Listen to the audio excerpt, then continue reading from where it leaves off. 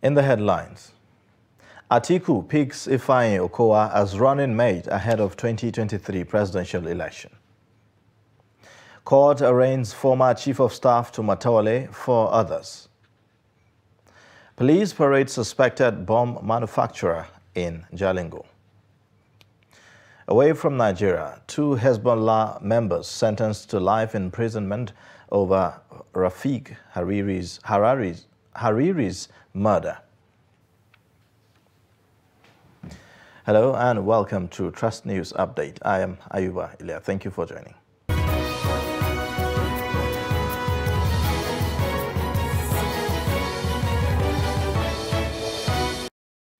And now the details.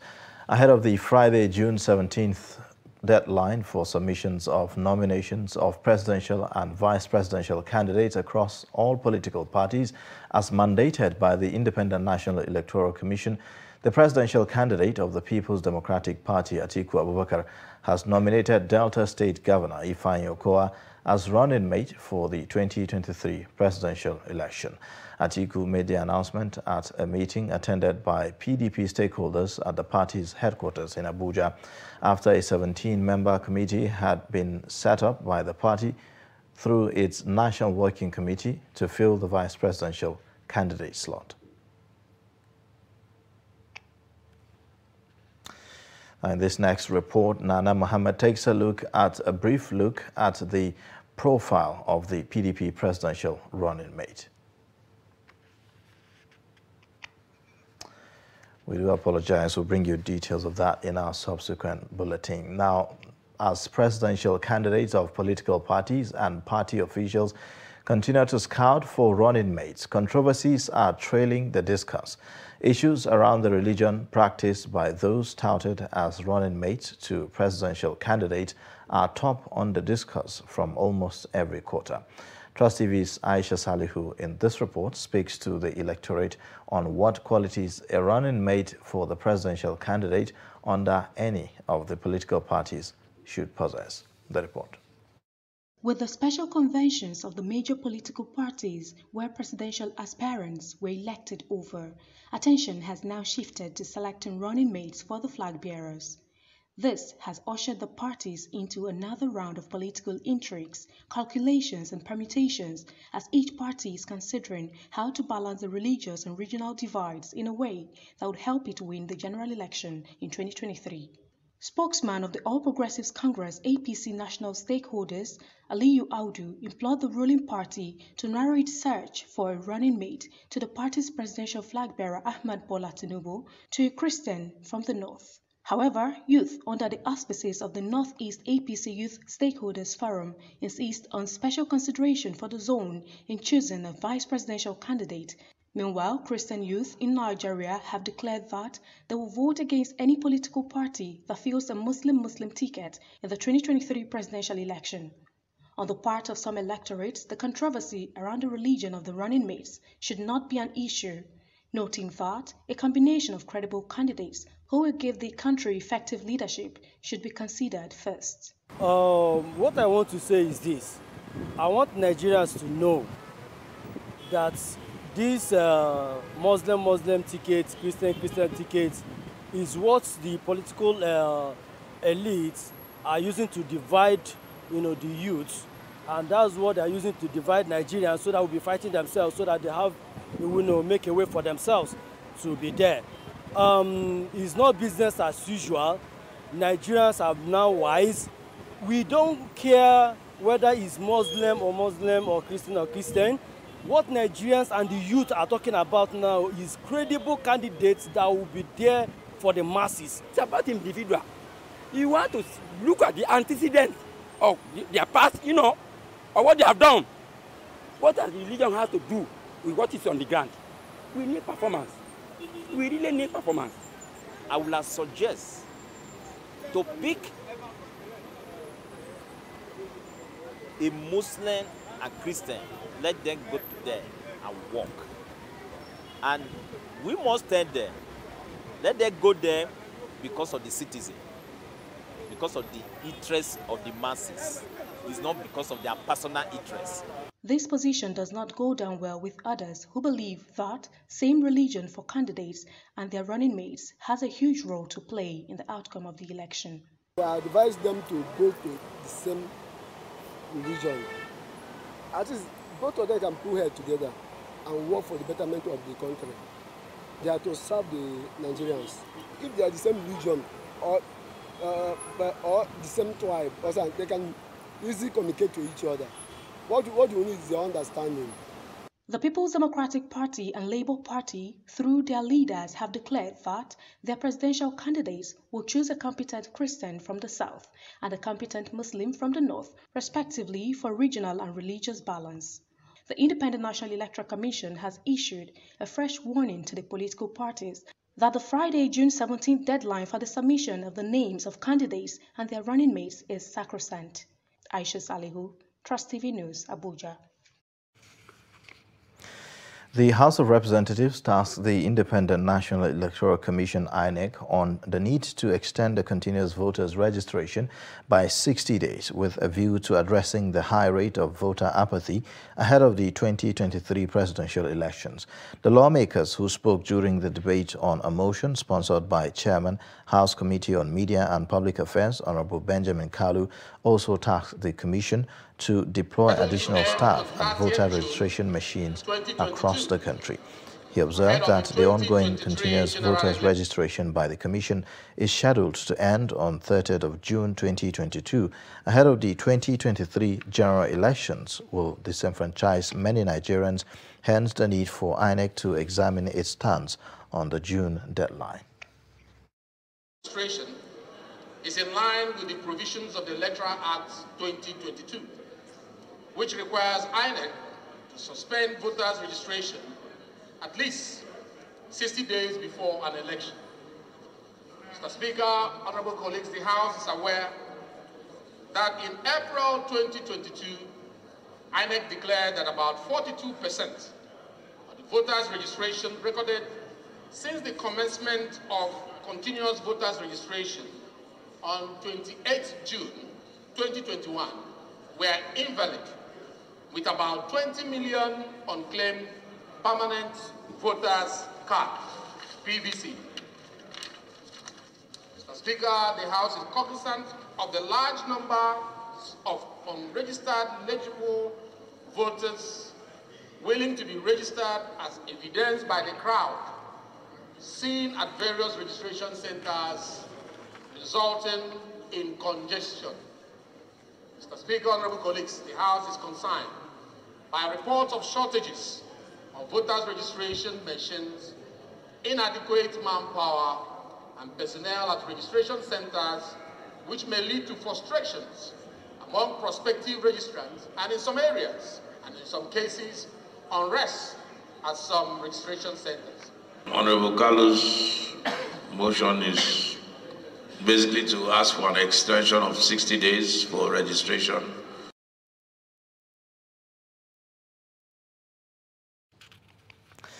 Ahead of the July 16 governorship election in Osun State, the political atmosphere is gathering momentum with politicians cross-carpeting.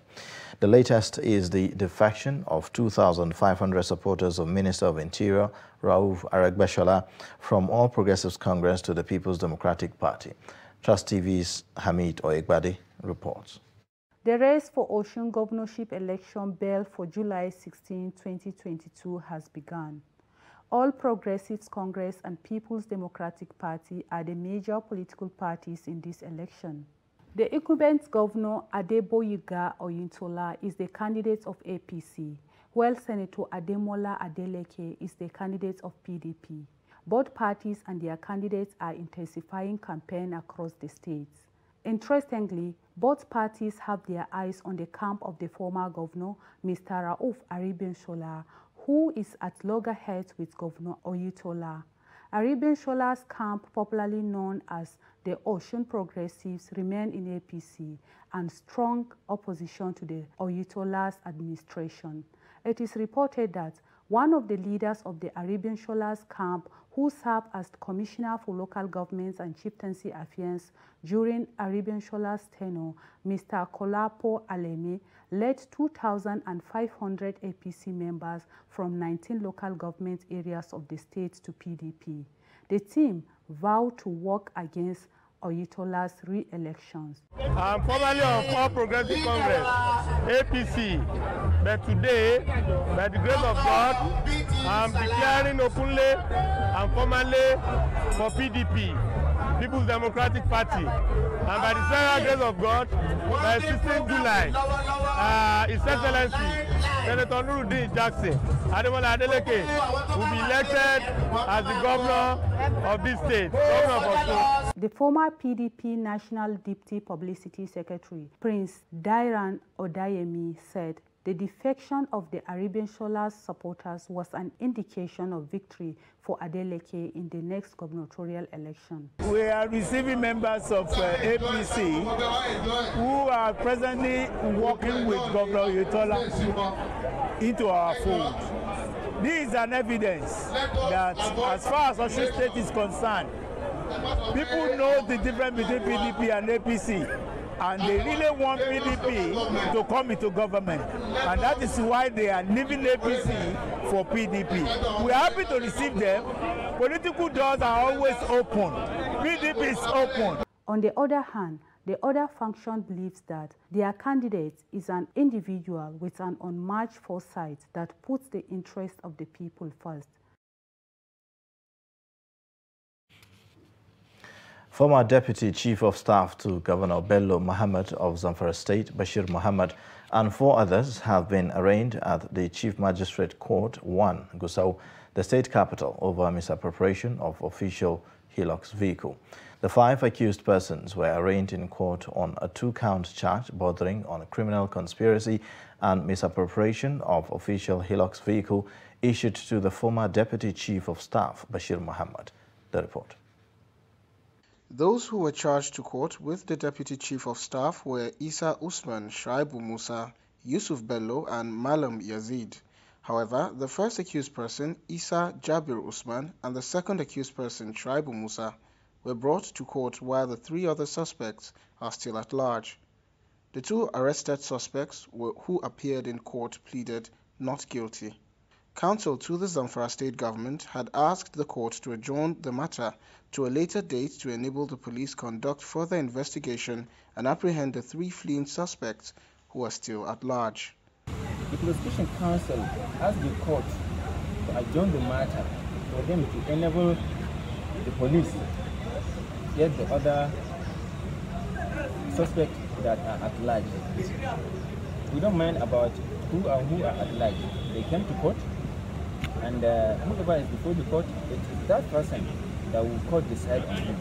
Defense counsel to the first accused person objected to the application of the first complainant counsel on the grounds that the state attorney general has taken over the matter from the Nigeria police and therefore should be conversant with the matter in question.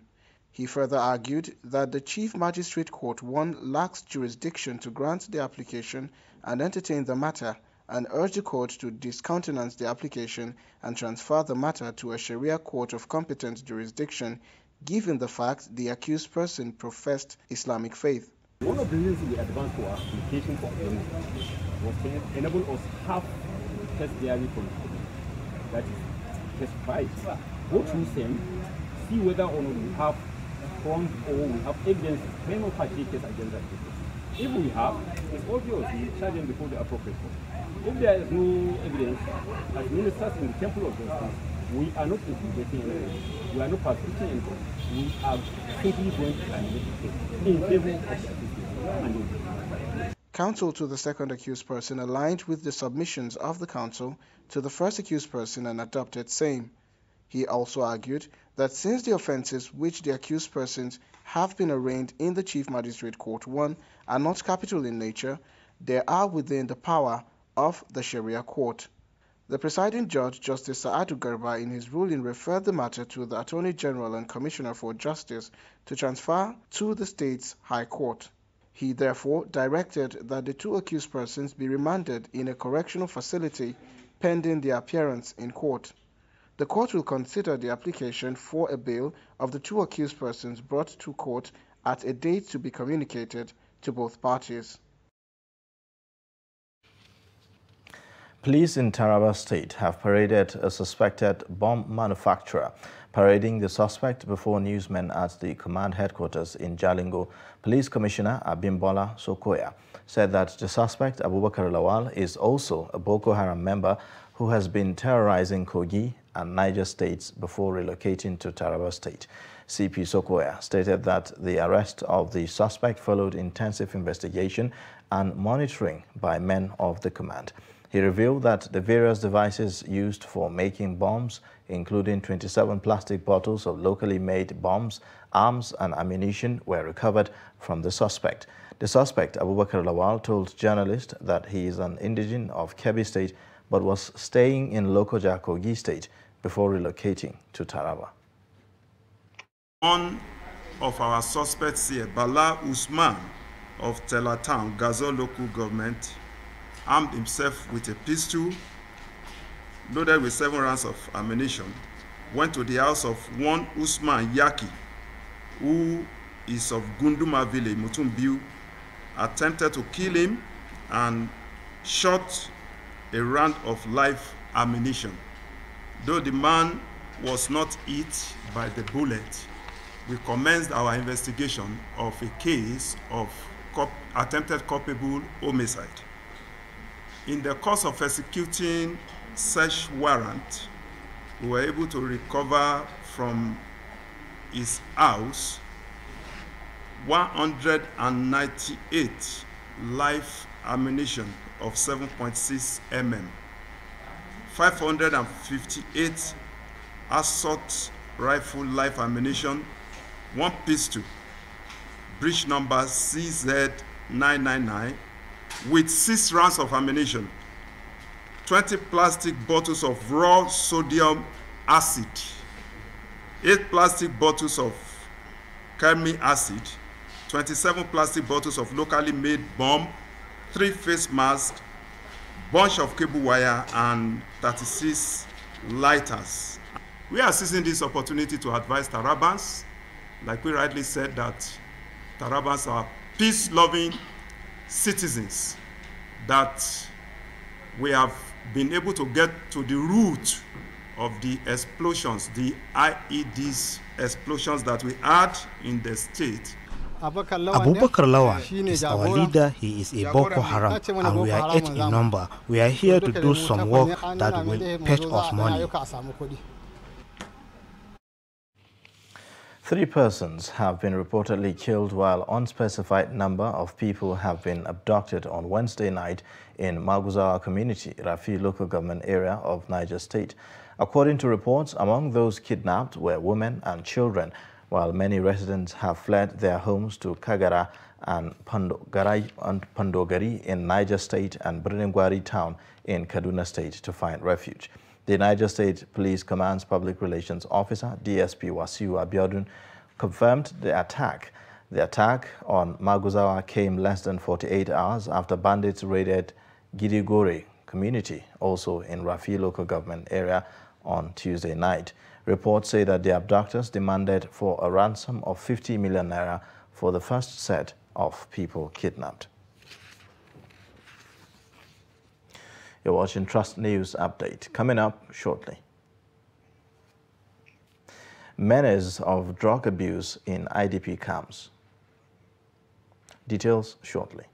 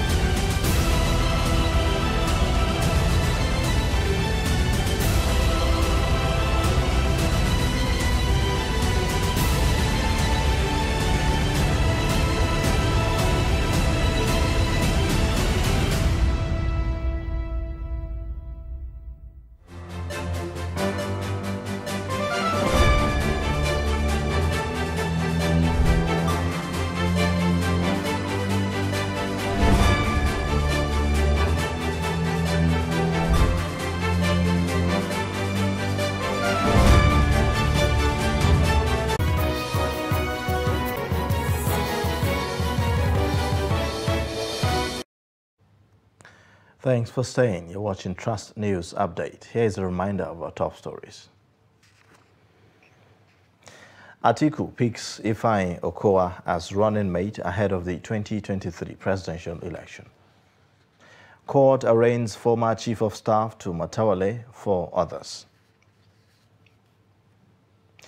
Elsewhere, the Academic Staff Union of Universities has sued the Edo State Governor, Godwin Obaseki, for suspending all union activities across state-owned higher institutions. The union, in a suit filed before the National Industrial Court in Benin by Ambrose Ali University chapter, said that the suspension is unconstitutional, illegal, null and void, and ultraviolates the powers of the defendants. Other defendants in the suit are the Edo State Government, the Attorney General, and the Commissioner for Justice. No date has been fixed for hearing of the suit. The government directed the management of state-owned institutions to implement a no-work, no-pay policy, declare vacant, and advertise the position of any staff member that refuses to resume work. The crisis over the usage of hijab in public schools in Kwara State is yet to abate, as the state Muslim stakeholders in Offa, Oyun local governments have called on the state government to release and implement the white paper of the panel of inquiry set up on the crisis. Addressing newsmen in Ilorin, the state capital, members of the Offa, Oyun Muslim stakeholders also asked the state government to ensure that the perpetrators of the killing and maiming are arrested and prosecuted. Led by Salahuddin Nuruddin, the Muslim stakeholders asked the government to release the white paper of the panel of inquiry set up on the crisis. Changing the name of the school, according to them, will also bring lasting peace, since it was jointly built by Christians and Muslims in Ijagbon community. Perpetrators of the ugly incidents have been made, not to talk of prosecution in the court of law. Let it be noted that since the reopening of the school about 2 weeks ago, the agents of the church who are in the service of the state government as teachers or staff of OBHS have continued to threaten our schoolgirls who wore hijab in the schools. All their intimidations, curses, discriminatory punishments, and mockeries are being monitored. Government and its agencies on education should warn and monitor the staff on the affected schools from intimidating our schoolgirls in hijab.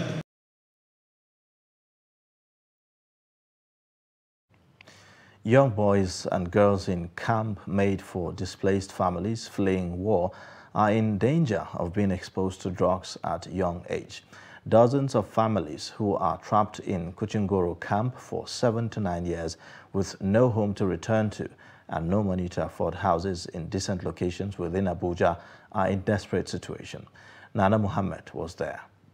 Kuchigoro camp in the city of Abuja has become a place thousands of internally displaced families have found as home to raise their children.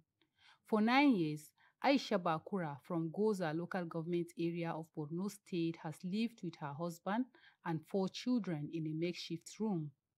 Aisha is concerned with the growing use of drugs among young people and other vices within the camp. Whenever I step out, I always think of what is happening to the children. I live in fear of the unknown because of lack of trust and fear of what the children may do. I used to lock them up whenever it's time for us to go to bed. I sleep with the keys. This is because I am afraid of letting them loose. Many of them do drugs, including young boys and girls. Availability of the drugs can make our children take up such bad habits. Dr. Inya Ode is a humanitarian worker. She is worried that if nothing is done to save the children and families in displaced camps, both within and outside of Abuja, the future may not be pleasant. People in those camps or settlements that have not been taken care of, that don't feel the sense of nationalism or the sense of patriotism to their country, because the country has not cared for them. And because of that pending disaster, we see all kinds of vices coming through. We had a commission to take care of IDPs, displaced persons, and refugees, and all of that. It was a commission. Now we have a full-fledged ministry to take care of displaced persons, the Ministry of Humanitarian Affairs. But then, how far so far? What is the ministry doing? Robinson Okeke, an Abuja-based mental health specialist, said, people who are forced to leave their homes live in constant trauma and depression if they are not cared for in terms of providing the basic human needs. It goes to the primitive age, when humans had little to boast of. It was a very critical time in human developmental history. Okay, and so at that time you see rage, you see anger. That was at a time when... Away from Nigeria, a UN-backed court has sentenced 2 Hezbollah members in their absence to life imprisonment on Thursday for a bombing in Beirut in 2005 that killed Lebanon's ex-premier Rafiq Hariri. Habib Meri and Hussein Onesi were found guilty on appeal in March by the Dutch-based Special Tribunal for Lebanon over the attack, which killed 21 other people and injured 226. Presiding Judge Ivana Herkova said that both Merhi and Onesi were aware that Hariri will be killed in the attack, adding that the sentences reflect the evil nature of terrorism. The men were found guilty of conspiracy to commit a terrorist act and of being accomplices to commit a terrorist act, accomplices in the international homicide. And that's a wrap on Trust News Update. Watch more by connecting with us via all social media platforms and also subscribe to our YouTube channel. I am Ayuba Ilya. Bye for now.